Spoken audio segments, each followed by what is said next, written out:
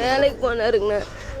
வேலைக்கு போனாங்க. மத்தியானம் கடை லீவ் விட்டாங்க. வீட்டுக்கு வரலான்ட்டு வந்திருக்கிறாரு.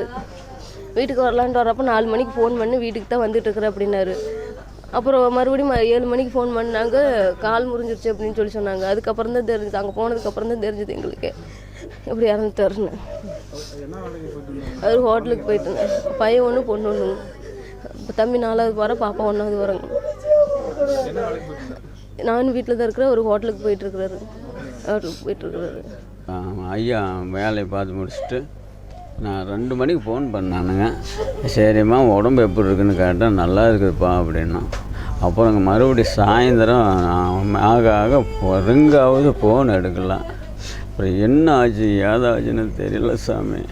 நானும் அங்கே போனால் என்னை எல்லாம் உள்ளே விட மாட்டேன்ட்டாங்க.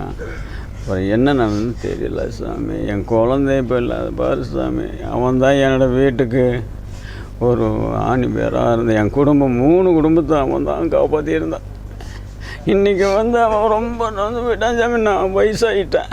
என் அம்மாவுக்கு அவளுக்கு கால் ஆப்ரேஷன். 5 குழந்தை காப்பாற்றணும்னு சொன்னேன். அவன் தான் எங்களுக்கு இதெல்லாத்துக்கு சாப்பாடு போட்டு கொடுத்தான். இன்றைக்கி அவனே போயிட்டான் சாமி. நான் எந்த வழியில் வயசான காலத்தில் அந்த குழந்தைகளை காப்பாற்றுவேன். ரொம்ப முடியல சாமி. அதுக்கு இன்னமும் அந்த குழந்தைங்களுக்கு ஒரு கருணை, எனக்கு ஒரு கருணை காட்டுங்க ஐயா. ஹோட்டல் வேலைங்க. ஹோட்டல் வேலை தாங்க செஞ்சுக்கிட்டு இருந்தான். ஆமாங்க. என்ன அங்கே அவன் வேலைக்குங்க ஹோட்டல் வேலைக்கு தான் போனாங்க. ஹோட்டல் வேலைக்கு போயிட்டு சாயந்தரம் எங்களுக்கு என்ன செல்லு சுவிட்ச் ஆஃப்னு பார்த்தா இந்த மாதிரின்னு பார்த்தா கடைசியில் தான் தெரிஞ்சாமே இப்படி ஆயிடுச்சு அப்படின்ட்டு. அப்புறம் போயிங்க கரூர் அங்கே காந்திகிராமங்க மெடிக்கல் காலேஜில் தாங்க இப்போ பார்க்க முடியலைங்க என்னால். இப்போ திரும்பி ரிட்டன் வந்துட்டுங்க. வெடிய காலம் 5 மணிக்கு தான் பாடி வந்துச்சுங்க. இதான் நடந்தது சாமி. என் குழந்தைங்களுக்கு அதுங்களுக்கு ஏதோ ஒரு வழி காட்டுங்க.